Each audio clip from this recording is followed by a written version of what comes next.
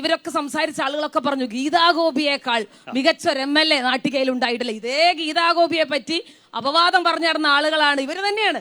ഇവര് തന്നെ പറയുന്നു 300 പവനാണോ 500 പവനാണോ എന്നുള്ള സംശയം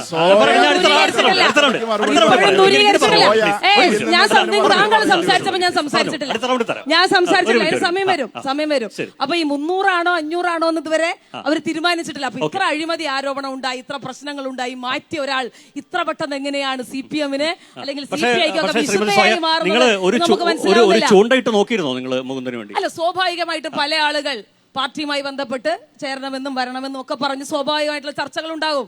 അപ്പൊ അത്തരത്തിൽ ഞങ്ങൾക്ക് യോജിക്കാത്ത കണ്ടീഷൻസ് അല്ലെങ്കിൽ ഞങ്ങൾ പറയുന്ന കണ്ടീഷൻസ് വെച്ച് മുന്നോട്ട് പോകാൻ കഴിയില്ലെങ്കിൽ ഞങ്ങൾ അവരെ എടുക്കണ്ടല്ലോ. താമര ചിഹ്നത്തിലല്ലേ മത്സരിക്കുന്നത്.